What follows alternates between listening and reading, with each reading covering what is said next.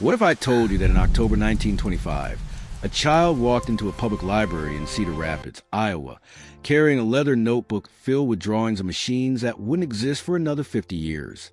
What if I told you that this child, barely 8 years old, claimed he had lived in the year 3018 and somehow found himself trapped in 1925? What if I told you that decades later, engineers and architects would discover that some of his drawings matched real inventions with terrifying accuracy, down to the smallest details? And what if I told you that before he vanished without a trace, he left one final warning about a drawing that should never, ever be interpreted, because it showed the end of something essential to humanity? This is not science fiction. This is not a movie plot. This is a documented case of Thomas Edward Miller, the boy who drew the future before returning to a past that was never his home. And by the end of this video, you'll understand why his story has been quietly buried for almost a century, and why that last torn drawing might be the most important thing you'll ever see.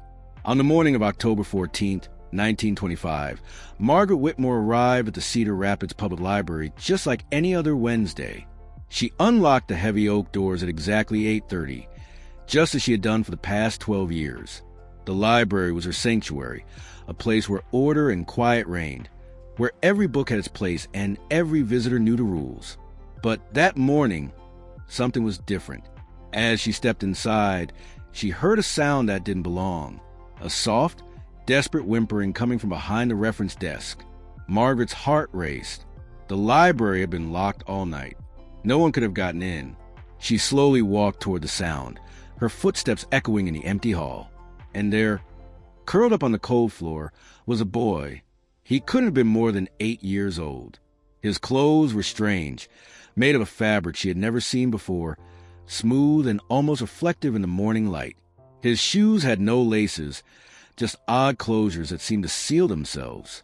His hair was cut in a style that looked foreign, almost futuristic. But it was his eyes that struck her most. They were the eyes of someone much, much older, eyes that had seen things no child should ever see. The boy looked up at her and said something that would haunt Margaret Whitmore for the rest of her life. He said, "I need to go home." But home doesn't exist yet. She asked him his name. He hesitated, as if remembering was painful, and then whispered, "Thomas. Thomas Edward Miller." She asked him where he lived. He looked around the library, at the shelves, at the newspapers on the reading table, at the calendar on the wall showing October 1925. His face went pale. He started trembling. And then he said, "I lived in Chicago, but not the Chicago. The Chicago that will be. I lived in the year 3018. Margaret didn't know what to do. Was this child confused? Was he ill? Had he hit his head? She knelt down beside him and gently asked, "What do you mean, dear? What year do you think this is?" Thomas looked at her with those ancient eyes and said, "I know what year this is. I can see it. I can smell it. Everything is so old, so primitive. I shouldn't be here. I wasn't supposed to come back this far." And then he clutched a leather notebook to his chest, holding it like it was the only thing keeping him alive. Margaret noticed the notebook. It was worn, the leather cracked and stained, as if it had been carried for years. She asked him what it was. Thomas looked down at it, and for a moment, something like fear crossed his face. He said, "These are my drawings. I drew what I remember. I drew home. I drew the future. And I drew the thing that ends it all." Margaret Whitmore did what any responsible adult would do in 1925. She called the sheriff. Within the hour, Sheriff John Patterson arrived at the library, a tall man with a stern face and a no-nonsense attitude. He had dealt with runaways before, with confused children, with liars and troublemakers. But when he looked at Thomas Edward Miller, something in him shifted. This wasn't a runaway. This wasn't a child playing make-believe. There was something profoundly wrong or profoundly real about this boy. Sheriff Patterson took Thomas to his office at the Lynn County Courthouse and began asking questions. He wrote everything down in his official log, a document that still exists today in the county archives. He asked Thomas where he was from. Thomas said Chicago, Illinois, but the Chicago of the 31st century. He asked Thomas how he got to Cedar Rapids. Thomas said he didn't know. That one moment he was in his room in the year 3018, and the next moment he was in a dark library in 1925. He asked Thomas about his parents. Thomas started crying. He said his parents wouldn't be born for more than 1,000 years. He said he would never see them again. Sheriff Patterson didn't know what to make of this, but he was a practical man, so he asked to see the notebook. Thomas hesitated. He held it close. He said, "If I show you, you have to promise not to try to understand everything. Some of the drawings are dangerous. Some of them should never be built." Sheriff Patterson promised, and Thomas opened the notebook. What Sheriff Patterson saw that day would change him forever. Page after page of detailed, precise, technical drawings. Machines that defied logic. Buildings that seemed to touch the sky. Vehicles that flew without wings. Devices that fit in the palm of your hand but seemed to contain entire worlds. The sheriff was not an educated man in terms of engineering or science, but he knew craftsmanship when he saw it. These were not the scribbles of a child. These were the works of someone who had seen these things, who had touched them, who had lived with them. He called in Dr. Robert Hayes, the town's most respected physician, to examine the boy. Dr. Hayes arrived within the hour, skeptical and ready to diagnose whatever childhood illness or trauma had caused this delusion. But after spending 2 hours with Thomas, after looking at the drawings, after listening to the boy describe materials and technologies that didn't exist, Dr. Hayes wrote in his personal journal, "I have examined many patients in my 30 years of practice. I have seen delusion. I have seen fabrication. I have seen the effects of head trauma and fever. But I have never seen anything like this. Either this child is the most elaborate hoax ever constructed, or we are witnessing something that should not be possible. I do not know which possibility frightens me more." Word spread quickly through Cedar Rapids. By the next day, dozens of people had come to see the boy and his drawings. Among them was Reverend William Foster, the pastor of the First Presbyterian Church, a man known for his rational mind and his skepticism of anything that couldn't be explained by scripture or science. Reverend Foster sat with Thomas for hours, asking him about faith, about God, about the future. Thomas told him that in the year 3018, people still believed in something greater than themselves, but that faith had changed, evolved, become something both simpler and more complex. Reverend Foster asked him if the world had ended, if there had been an apocalypse. Thomas looked at him and said, "The world didn't end, but something was lost, something that made us human, and it happened slowly, so slowly that no one noticed until it was too late." Reverend Foster left that conversation shaken. He wrote in a letter to a colleague, "I want to disprove a child's fantasy. I left questioning everything I thought I knew about time, about providence, about free will. If this boy is telling the truth, then our future is already written. And if it's already written, what is the point of our choices?" The drawings themselves were extraordinary. On one page, Thomas had sketched what he called the great roads that connect everything. It was a perfect depiction of the interstate highway system, a network of wide, multi-lane roads that stretched across the entire country. He had drawn overpasses, entrance ramps, exit signs. The problem? The interstate highway system wouldn't be authorized by Congress until 1956, 31 years later. On another page, he had drawn a massive tower in Chicago with the note, "The tallest building where I lived." The proportions, the design, the setbacks and structure, they all matched the Sears Tower, which wouldn't be built until 1973, 48 years after Thomas appeared.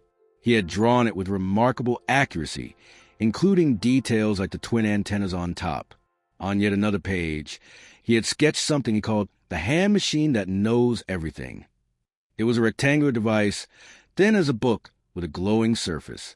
He had drawn people touching the surface and images appearing on it. He had written, "Everyone is one. They talk to people far away. They see moving pictures. They find answers to any question." Does that sound familiar? He had essentially drawn a smartphone, a device that wouldn't exist until the 21st century. But perhaps the most chilling drawing was one he labeled the Sky Road in Chicago. It showed a massive airport with multiple runways, terminals, and hundreds of flying machines. He had drawn the exact layout of O'Hare International Airport, including the distinctive terminal arrangement and the parallel runways. The problem? In 1925, the land where O'Hare Airport now stands was an orchard. The airport wouldn't be built until 1944 and wouldn't become O'Hare International until 1949. How could a child in 1925 know the exact layout of an airport that didn't exist yet in a location that was still farmland? On another page, he had drawn a massive arch in a city by a river. He labeled it the Gateway in the City of Meeting Rivers. The drawing showed a perfect catenary arch, 630 feet tall, made of stainless steel. It was the Gateway Arch in St. Louis, which wouldn't be designed until 1947 and wouldn't be completed until 1965, 40 years after Thomas drew it. The accuracy was unsettling. He had drawn the exact proportions, the exact curve, even the observation deck at the top. And Sullivan, a schoolteacher in Cedar Rapids, spent several days with Thomas, trying to understand how his mind worked. She gave him tests, asked him to solve mathematical problems, asked him to read and write. What she discovered astounded her. Thomas could perform complex calculations in his head that would take her several minutes with pencil and paper. He could read at a level far beyond his apparent age. But more than that, he understood concepts that hadn't been fully developed yet. She showed him a simple radio, one of the new devices that was just becoming popular in homes. Thomas looked at it and explained in perfect detail how electromagnetic waves carried information through the air. He described frequency modulation, amplitude modulation, concepts that were still being refined by engineers.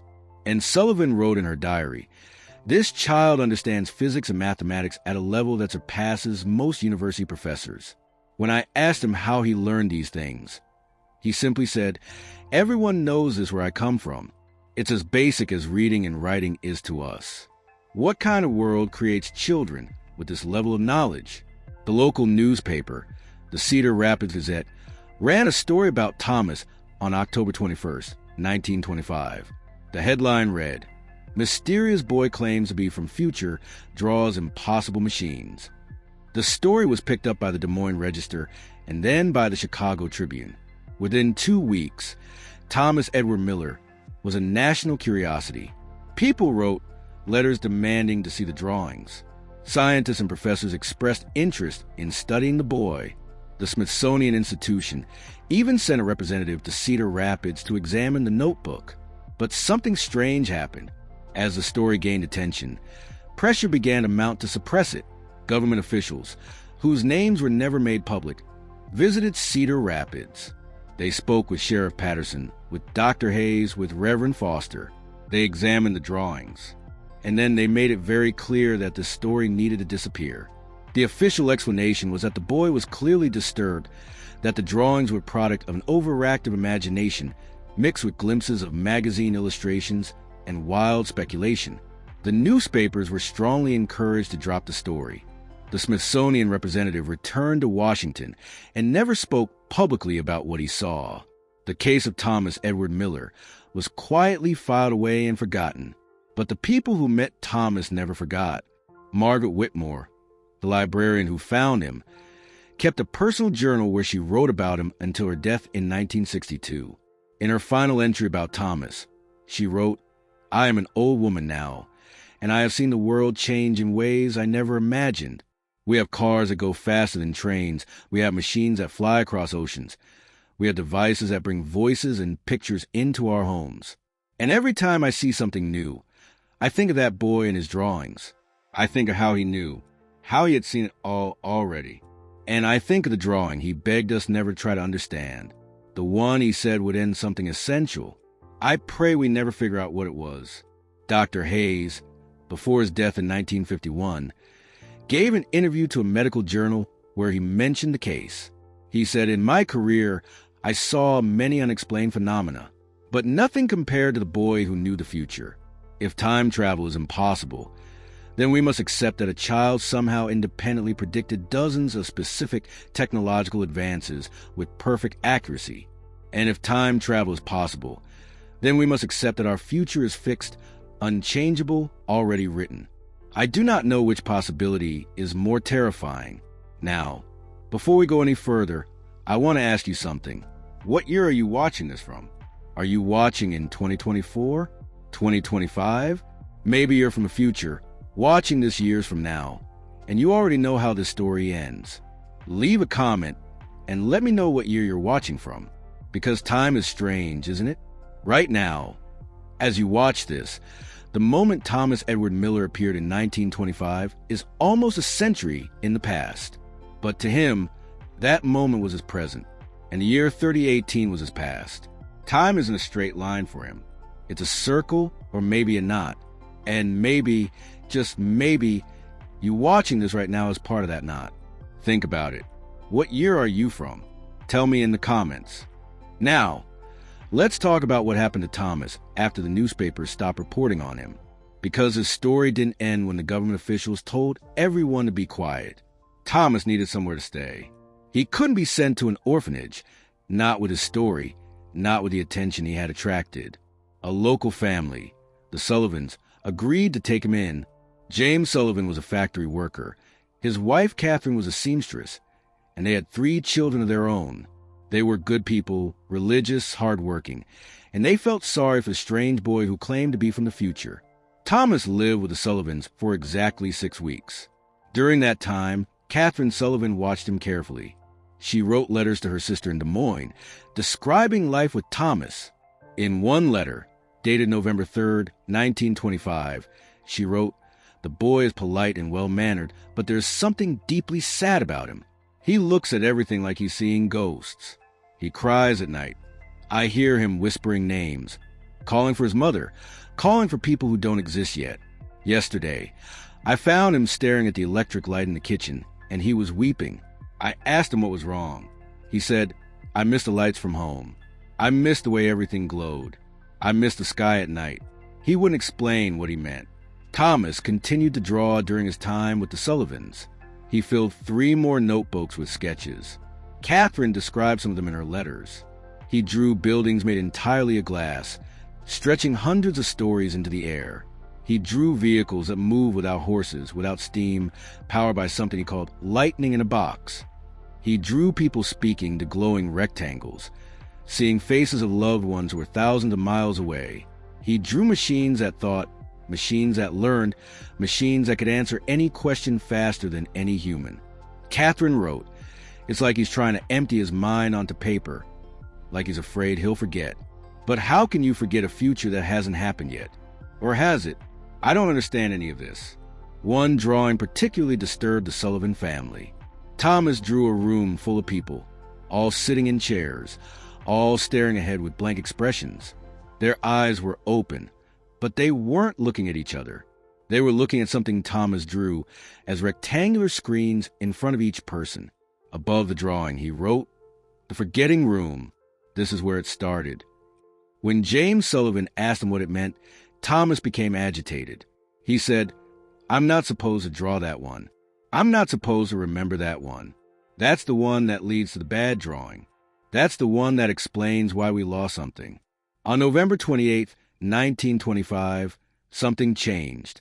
Thomas woke up screaming in the middle of the night. The entire Sullivan household rushed to his room. He was sitting up in bed, clutching his notebooks, shaking violently. Catherine tried to calm him down, but he kept saying, "It's happening.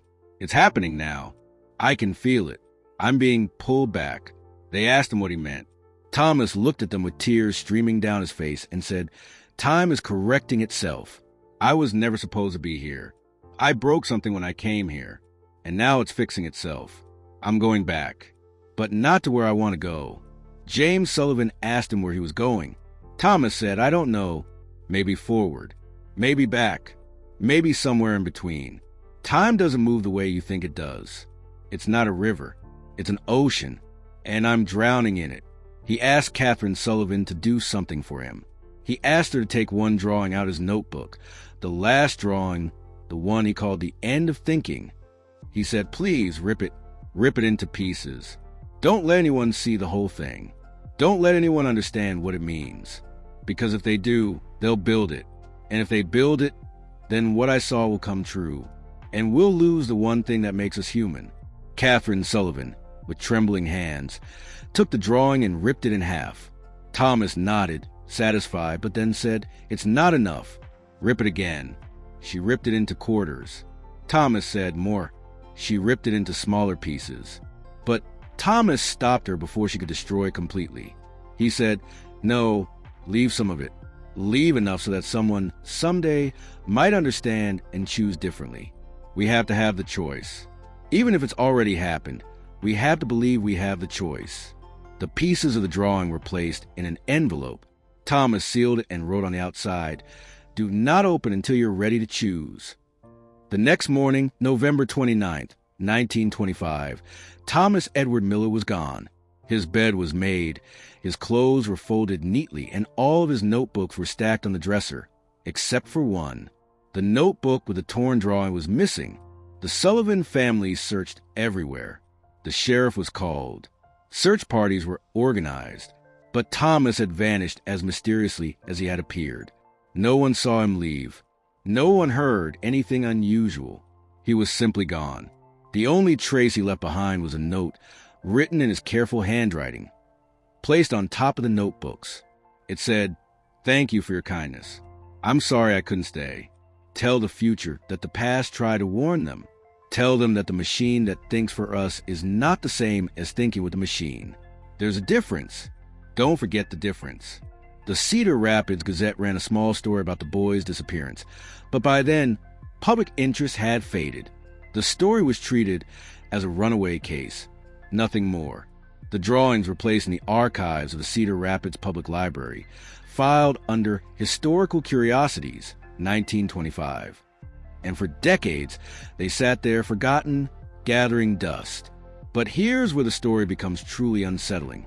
As the years passed, as technology advanced, people began to stumble upon those drawings. In 1956, when President Eisenhower signed the Federal Aid Highway Act, authorizing construction of the interstate highway system, a librarian in Cedar Rapids named Dorothy McKinley was cataloging old documents. She came across Thomas's drawings. She saw the sketch of the interstate system, dated 1925. She was stunned. She brought it to the attention of the library director, who dismissed it as coincidence. But Dorothy couldn't let it go. She started going through all of Thomas's drawings systematically, comparing them to modern developments. What she found shook her to her core. In 1973, when the Sears Tower was completed in Chicago, becoming the tallest building in the world, Dorothy pulled out Thomas's drawing of the tallest building where I lived. The proportions matched. The design matched. Even the antenna configuration matched. In 1979, when the first cellular network was tested, Dorothy looked at Thomas's drawing of the hand machine that knows everything. The resemblance to what would eventually become smartphones was undeniable. In 1965, when the Gateway Arch was completed in St. Louis, Dorothy compared it to Thomas's drawing from 1925. Perfect match. Dorothy McKinley spent the last 20 years of her life documenting every single correlation between Thomas's drawings and real-world developments. She filled notebooks of her own, creating a timeline of predictions that had come true. By the time she died in 1983, she had identified 47 separate drawings that had either already come true or were in the process of becoming reality. 47 exact predictions made by a boy in 1925. Her research was donated to the State Historical Society of Iowa, where it remains today, filed under unexplained historical documents. But Dorothy never found the torn drawing. She searched for it for years.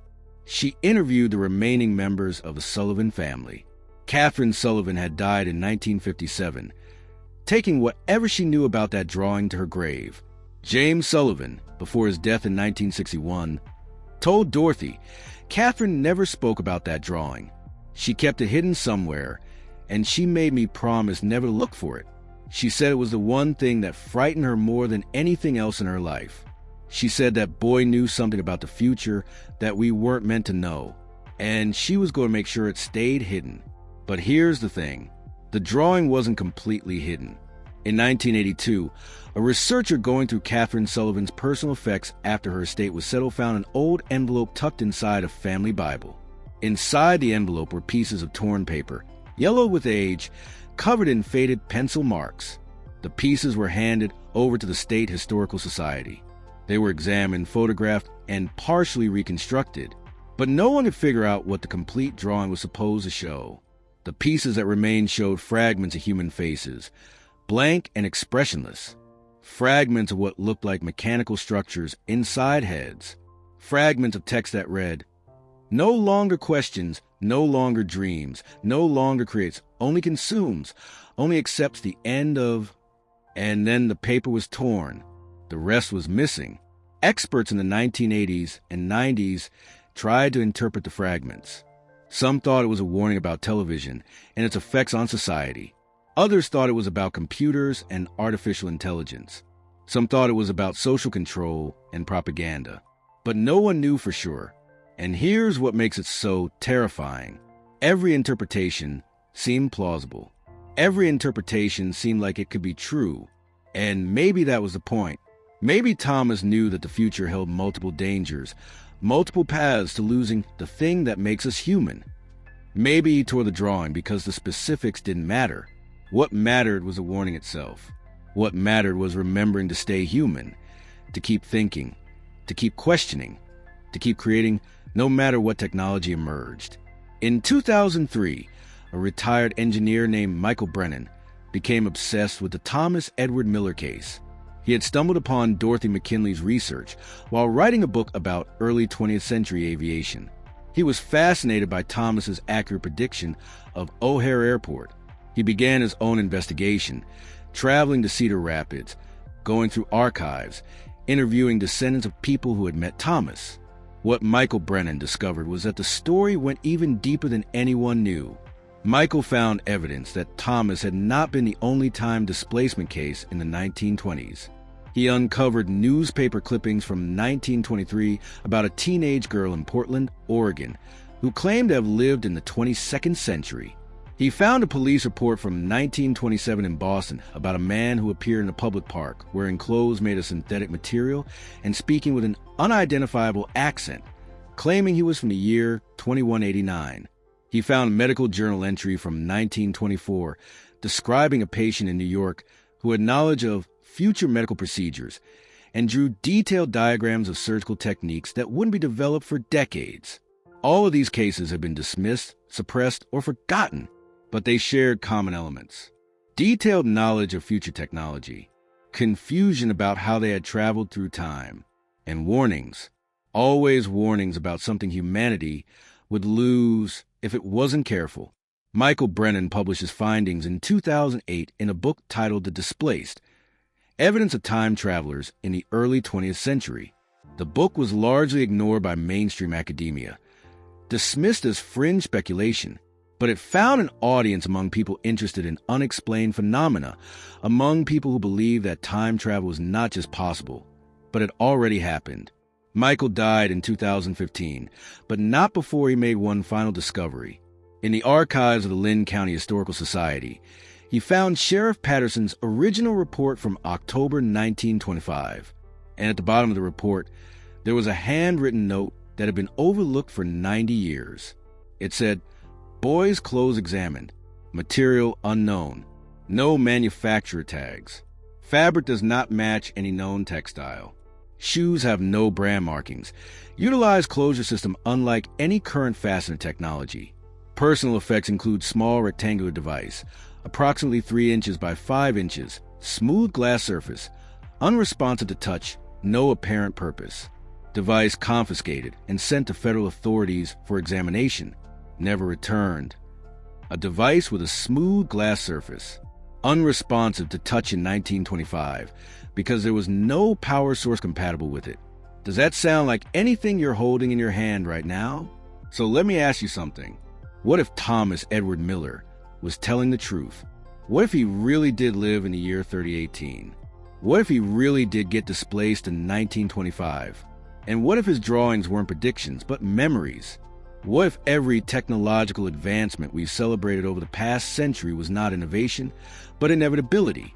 What if our future is already written, already happened, and we're just living to the pages of a book that's already been read? And what about that torn drawing, the one that showed the end of thinking? What was it really warning us about? In 1925, it couldn't have been about television, because television barely existed. It couldn't have been about computers, because computers, as we know them, wouldn't be invented for another 20 years. It couldn't have been about the internet, because that was still 70 years away. So what was it? What did Thomas see in the year 3018 that made him so desperate to warn the people of 1925? What technology, what development, what change in human society was so dangerous that he begged Catherine Sullivan to rip the drawing apart? Here's what we know from fragments. Something happens that makes humans stop questioning, stop dreaming, stop creating. Something that makes us only consume, only accept. Something mechanical, something that goes inside our heads, or at least affects how our heads work. Something that feels good, that feels helpful, that feels like progress, but ultimately takes away the very thing that makes us human. Do you see where I'm going with this? Look around you right now. Look at the world we've built. We have devices that answer any question instantly, so we stop trying to figure things out ourselves. We have algorithms that recommend what we should watch, what we should read, what we should buy, so we stopped exploring and discovering on our own. We have artificial intelligence that can write, create art, compose music, solve problems. And we're increasingly asking, why should we bother learning to do these things ourselves? We have social media that feeds us content designed to keep us scrolling, keep us engaged, keep us consuming, and we stop asking if this is really how we want to spend our time. We have echo chambers that only show us information that confirms what we already believe, so we stop challenging our own assumptions. Are we still thinking, or are we letting machines think for us? Are we still creating, or are we just consuming what algorithms feed us? Are we still questioning, or are we just accepting what's presented to us? Is this what Thomas saw? Is this the beginning of the end of thinking? Or is there something even worse coming? Something we haven't even imagined yet? Thomas said, "Tell them that the machine that thinks for us is not the same as thinking with the machine. There's a difference." That's the key, isn't it? There's a difference between using a tool to enhance our thinking and letting a tool replace our thinking. There's a difference between using technology to expand our capabilities and using technology to avoid developing our capabilities. There's a difference between AI helping us create and AI creating for us while we watch. Where's that line? Have we already crossed it? Are we crossing it right now? And if Thomas could see us in the year 3018, looking back at 2024, 2025, would he recognize this moment as the beginning of what he drew? Would he see us making the choices that lead to the future he came from? Or would he see us choosing differently? Because that's the other part of his message, isn't it? He told Catherine Sullivan to leave some of the drawing intact, so that someone someday might understand and choose differently. He said, we have to have the choice. Even if it's already happened, we have to believe we have the choice. That's the paradox at the heart of Thomas's story. If he came from the year 3018, then that future already exists. It's already happened. The choices have already been made. But he still believed we could choose differently. He still believed that knowing the warning might change the outcome. Is that possible? Can you change a future that's already happened? Or is the act of warning us about the future part of what creates the future? Is Thomas's appearance in 1925, his drawings, his warning, all part of the timeline that leads to 3018? Did he come back to prevent his future or to ensure it happens? Here's a thought that will keep you up at night. What if the only reason we develop all of this technology, all of these inventions that Thomas drew, is because he showed them to us? What if his drawings planted seeds in the minds of the people who saw them? What if engineers and inventors in the decades that followed were subconsciously influenced by stories they heard about a boy who drew impossible machines? What if Thomas didn't predict the future? What if he created it by trying to warn us about it? That's a bootstrap paradox. Information that has no origin point. The future causes a past, which causes a future, in an endless loop. Thomas brings drawings from 3018 to 1925. Those drawings influence the development of technology. That technology leads to the year 3018, which is where Thomas got the drawings. Where did the information really come from? It's a circle with no beginning. And if that's true, then we're trapped. We can't choose differently because the choice was made the moment Thomas appeared in that library. Everything that follows is inevitable, but I don't believe that. And I don't think Thomas believed that either. Because if he believed it was inevitable, he wouldn't have torn the drawing. He wouldn't have begged Catherine Sullivan to hide it. He wouldn't have left that note saying, "Tell the future that the past tried to warn them." He left that note because he believed someone would read it and understand. He believed someone would see the pattern and choose to break it. Maybe that someone is you. Maybe that's why you're watching this right now.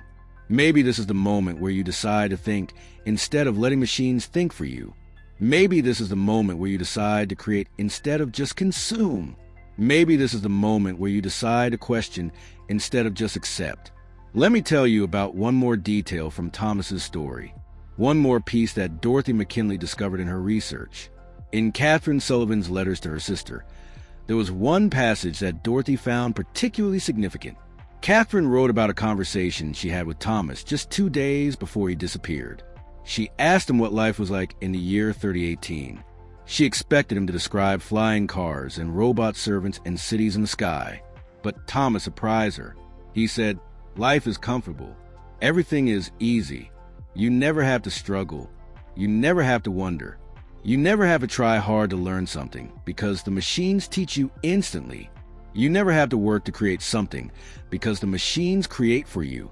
You never have to make decisions because the machines tell you the optimal choice." It sounds perfect, doesn't it? But it's not, because when you never struggle, you never grow. When you never wonder, you stop being curious. When you never try, you forget how to persist. When machines create for you, you lose the joy of making something with your own hands, your own mind. And when machines make all your decisions, you forget that you're capable of making them yourself. He said, "I live in a world where everyone was happy, but no one was alive. Not really. Not in the way you are right now. Struggling to understand me. Struggling to decide if you believe me. Struggling to figure out what to do with what I'm telling you. That struggle, that confusion, that effort to think, that's what it means to be human. And in my time, we forgot." Catherine asked him if there was anything good about the future. Thomas thought for a long time and then said, "People are kind to each other. There's no war. There's no poverty. There's no disease. All the old problems are solved. But in solving them, we created a new problem. We became so good at solving problems that we forgot how to have them. And problems, real problems that make you think and struggle and grow, those are what make us human." She asked him if he wanted to go back to 3018. Thomas said, "I miss my family, but I don't miss the world. Here, in 1925, everything is hard. Life is short and uncertain, and full of problems you haven't solved yet. But people are alive in a way we're not anymore. You struggle, so you grow. You don't know the answers, so you search for them. You fail, so you learn to try differently. I envy you. I envy your problems." That's what Catherine Sullivan remembered most about Thomas. Not the strange clothes or the impossible drawings, but the look in his eyes when he said, "I envy your problems." What did that mean? It meant that in the year 3018, human beings had become so technologically advanced, so comfortable, so free from struggle, that they had lost something essential. They had lost a fire that drives us to create, to explore, to question, to grow. And Thomas, somehow displaced in time, recognized that fire in the people of 1925.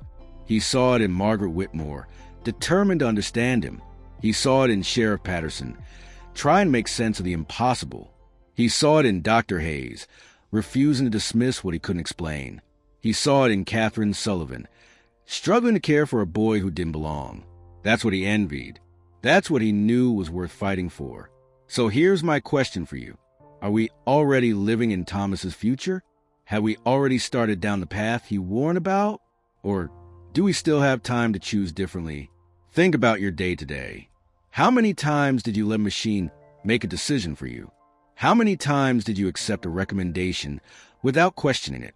How many times did you consume content without creating anything yourself? How many times did you search for an answer instead of trying to figure out on your own? How many times did you let an algorithm tell you what to think, what to watch, what to believe? I'm not saying technology is bad. Thomas wasn't saying that either. He understood that technology solved real problems. What he was warning about was the moment when we stop using technology as a tool and start using it as a replacement for our own minds. The moment when we stop thinking with machines and start letting machines think for us. That moment is a choice. Every single day, it's a choice. And maybe, just maybe, Thomas came back to remind us that we have that choice.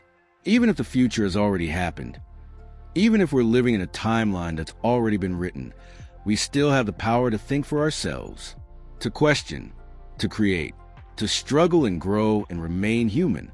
Now, let me tell you about the most recent development in the Thomas Edward Miller case. In 2019, a research team at the University of Iowa was digitizing historical documents from the State Historical Society. They were using high-resolution scanning equipment, trying to preserve old photographs and documents before they deteriorated further. One of the items they scanned was the envelope containing the torn pieces of Thomas's final drawing.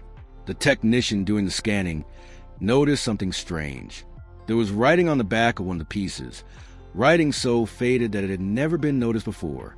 She enhanced the image, adjusted the contrast, and suddenly words appeared, words that had been hidden for 94 years.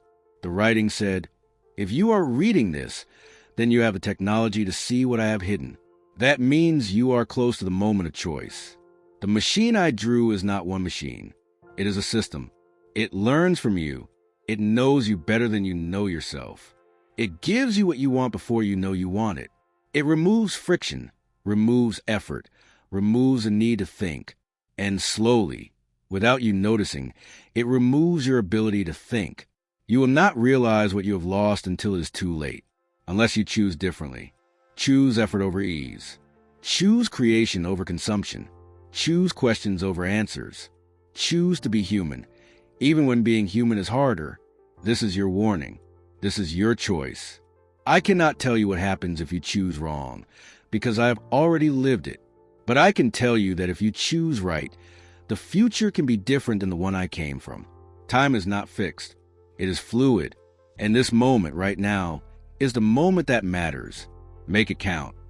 The discovery of this hidden message sent shockwaves through the small community of researchers studying the Thomas Edward Miller case. This wasn't just a warning from a child in 1925. This was a message specifically intended for people in the future, people with advanced scanning technology. Thomas knew this message would be found. He knew when it would be found. He knew we would have the technology to read it at exactly the moment when we needed to read it. How is that possible? How could a boy in 1925 know about digital scanning technology? How could he know that his drawing would be preserved for almost a century and then examined with equipment that didn't exist yet? Unless he really was from the future. Unless he really did know what was coming. And if that's true, then his warning is not about some distant hypothetical future. It's about right now. It's about you watching this video, making choices every single day about how much of your thinking you're willing to surrender to machines. The system Thomas described, we're living in it. Algorithms that know you better than you know yourself, they exist. Technology that gives you what you want before you know you want it, it's in your pocket right now. Removal of friction, removal of effort, removal of the need to think, that's the entire design philosophy of modern technology. Make everything easier, make everything faster, make everything automatic, and in the process, make thinking optional. But here's the thing Thomas understood that we're only beginning to realize. Thinking is not optional, not if you want to remain human. Effort is not something to be eliminated. It's something to be embraced, because effort is how we grow. Friction is not a bug in the system. It's a feature of being alive, because friction is what makes us engage, what makes us pay attention, what makes us care. We are living in the exact moment Thomas warned about. We are standing at the crossroads between a future where humans think and a future where machines think for us. And unlike Thomas, who felt trapped in a timeline he couldn't change, we still have the power to choose. Every time you pause before accepting an algorithm's recommendation and ask yourself, is this what I really want? Or is this just what the system is feeding me? That's a choice. Every time you try to solve a problem yourself before asking an AI to solve it for you, that's a choice. Every time you create something, anything, with your own effort and your own mind, instead of consuming what others have created, that's a choice. Every time you question what you're told instead of accepting it at face value, that's a choice. These choices seem small. They seem insignificant. But Thomas's hidden message tells us that these small choices, accumulated over time, over millions of people, over years and decades, these are the choices that determine whether we remain human or become something else. Something comfortable, something easy, something happy, but something less than human. I want you to think about something. If Thomas Edward Miller could see you right now, watching this video, what would he think? Would he see someone who's already lost? Someone who's already surrendered their thinking to machines? Or would he see someone who's still fighting, still questioning, still choosing to be human even when it's harder? Would he see someone who took his warning seriously? You might be wondering why I made this video. Why did I spend so much time researching this story, tracking down these documents, piecing together this case? Because I think Thomas's warning matters now more than ever. We are living through the most rapid technological transformation in human history. Artificial intelligence that can write, create, think. Virtual realities that can replace actual reality. Algorithms that can predict and manipulate human behavior. Brain-computer interfaces that promise to connect our minds directly to machines. We are moving faster and faster toward a future where the line between human and machine becomes blurred. And I think we need to hear Thomas's voice from the past, from the future, reminding us what we stand to lose. Reminding us that the struggle, the effort, the friction, the questions, the problems, those are not obstacles to overcome. Those are the things that make us human, and they're worth fighting for. Now, I want to talk about something that happened just last year that connects directly to Thomas's story. In March 2023, several prominent AI researchers and technology leaders signed an open letter calling for a pause in the development of advanced AI systems. The letter expressed concerns that AI was advancing so quickly that we hadn't fully considered the implications. One of the signers, in an interview, said something that made me think immediately of Thomas Edward Miller. He said, "We're creating systems that can think better than us, faster than us, more comprehensively than us, and we're celebrating this as progress. But we haven't stopped to ask, what happens to humans when we no longer need to think? What happens to creativity when machines can create better than we can? What happens to problem solving when AI can solve problems we haven't even identified yet? What happens to human cognition when it's no longer necessary?" That's exactly what Thomas was warning about. Not that AI is evil, not that technology is dangerous in itself, but that we're in danger of making ourselves obsolete, of creating systems so good at thinking that we stop thinking ourselves. And once we stop, once we let that muscle atrophy, can we ever get it back? Thomas said that in his time, the year 3018, people were happy but not alive. What did he mean by that? I think he meant that humans in 3018 had achieved everything they ever wanted. No more war, no more disease, no more poverty, no more struggle. But in achieving that, they had also eliminated the conditions that make humans grow, adapt, create, and truly live. They had created a perfect, comfortable, easy existence. And in doing so, they had lost something that couldn't be measured or quantified but was essential. The spark, the fire, the drive, the need to create meaning in a difficult world. Here's a question I've been thinking about a lot. If you could press a button right now that would solve all your problems, would you press it? If you could press a button that would give you the perfect job, the perfect relationship, the perfect life, with no effort required, would you press it? Most people would say yes. Of course you would. Who wouldn't want that? But what if I told you that pressing that button would also remove your ability to appreciate what you have? What if I told you that getting everything without effort would make everything meaningless? Would you still press it? That's the trap Thomas saw. His future, the year 3018, is the result of humanity pressing that button over and over again, making life easier, more comfortable, more perfect, until perfection became a prison, until comfort became emptiness, until ease became meaninglessness. And the worst part? Nobody in 3018 realizes what they've lost. They don't remember what it felt like to struggle and overcome. They don't remember what it felt like to create something with their own hands and minds. They don't remember what it felt like to fail and try again and finally succeed. They're happy, but they don't know what they're missing. Thomas knew, because he'd been displaced in 1925, where people still struggled, still created, still lived. And he could see the difference. So let me bring this back to you, watching this right now. You're living in a unique moment in human history. You're living in the transition period. You still remember what it was like before smartphones, before social media, before AI. You remember what it was like to be bored and have to figure out how to entertain yourself. You remember what it was like to not know something and have to go to a library or ask someone or figure out through trial and error. You remember what it was like to create things just for the joy of creating, not for likes or views or algorithmic promotion. You remember effort. You remember friction. You remember the satisfaction of solving a problem on your own. But the generation growing up right now, they won't remember that. They're being raised in a world where answers are instant, where entertainment is algorithmic, where creation is automated. They're being raised in Thomas's future. And they won't know what they're missing unless someone tells them, unless someone shows them, unless someone warns them. That's what Thomas tried to do in 1925. And that's what we need to do now. We need to remember. We need to choose effort over ease. We need to choose creation over consumption. We need to choose questions over answers. Not because technology is bad, but because humanity is worth preserving. Because the struggle is what makes us who we are. Because the effort is what gives meaning to the achievement. Let me tell you one final story about Thomas Edward Miller.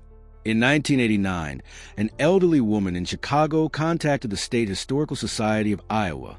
Her name was Ruth Miller. She said she had been researching her family genealogy and had come across something unusual. In the family records, there was a Thomas Edward Miller born in Chicago in 2011. According to the records, he would have been 7 years old in 2018. But according to those same records, he vanished in 2018 and was never found.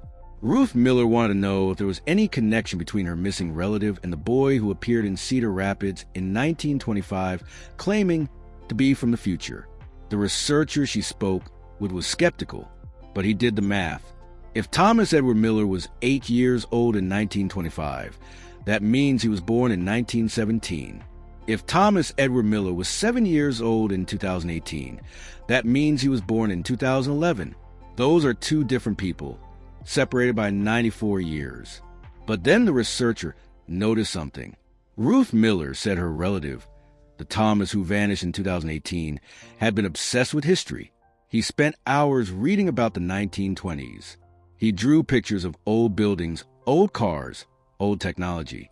And just before he disappeared, he told his mother that he wished he could go back to a time when life was simpler, when people had to think for themselves, when technology didn't do everything for them.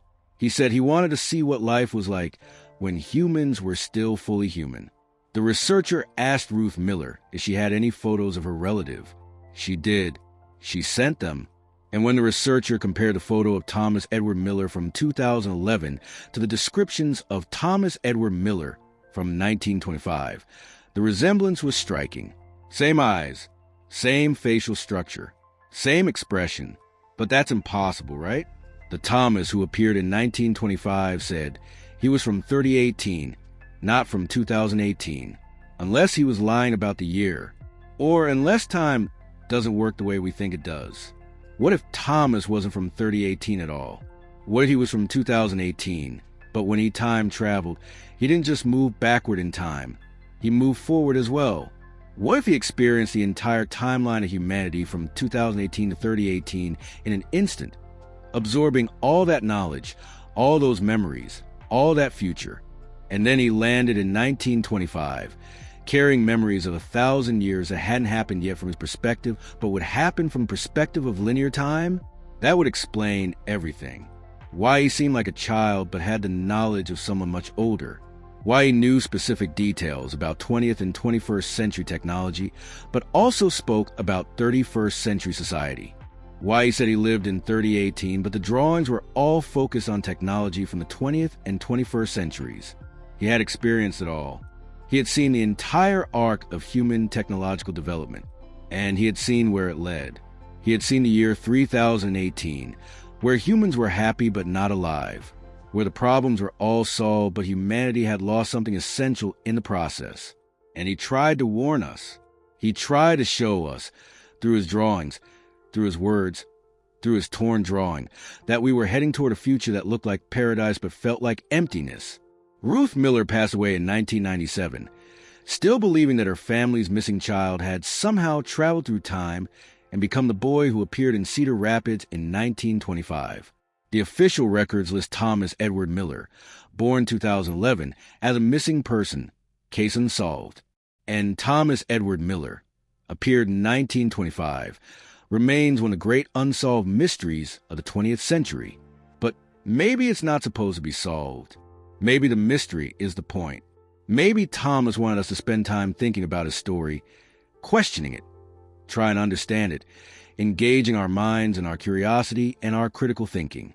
Maybe the mystery is his final gift to us, a problem that can't be solved by asking an algorithm, a question that requires us to think for ourselves, a puzzle that keeps us human. So here's what I want you to do. After this video ends, don't immediately click on the next recommended video. Don't let the algorithm decide what you watch next. Stop, think, ask yourself what you just heard. Ask yourself if it matters. Ask yourself what you're going to do with this information. Are you going to dismiss it as an interesting story and move on? Are you going to search for more information, engage your curiosity, try to verify the details? Are you going to think about your own relationship with technology? Are you going to make different choices? That's the test. That's the moment where you decide if you're still thinking for yourself or if you're letting the system think for you. Thomas Edward Miller, whether he was from 1917 or 2011 or 3018, left us a warning. And that warning is more relevant now than ever before. We are standing at the crossroads. We are living in the moment of choice. Everything we do from this point forward will determine what kind of future we create. Will we create a future where humans remain human, where we struggle and think and create and grow? Or will we create a future where machines do all of that for us, where we become passive consumers of a perfect, comfortable, meaningless existence? The choice is yours. The choice is ours. And unlike Thomas, who felt trapped in a timeline he couldn't change, we still have the power to choose. So choose wisely. Choose effort. Choose questions. Choose creation. Choose to be human. Because once we lose that, once we surrender our thinking to machines, we may never get it back. And 1,000 years from now, someone might look back at this moment, at this time in your life, and wish they could warn you, but they can't, because time only moves forward. So I'm warning you now, on behalf of Thomas Edward Miller, on behalf of everyone who came before us who struggled and thought and created so that we could be here, on behalf of everyone who will come after us who deserve to inherit a world where humans are still truly human. The future is not fixed. Time is not a straight line. And the choice you make today matters more than you can possibly imagine. Choose to think. Choose to question. Choose to create. Choose to be human. That's Thomas's message. That's his warning. And that's his hope. If this story made you think, if it made you question, if it made you want to engage your mind instead of just consuming content, then leave a comment.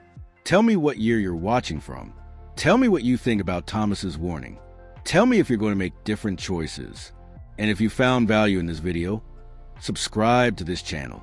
Not because an algorithm told you to, but because you decided it was worth it. Because you chose to. That choice, that small act of deciding for yourself, that's what keeps us human. That's what Thomas was fighting for. And that's what we need to fight for too. Thank you for watching. Thank you for thinking. And thank you for choosing to be human.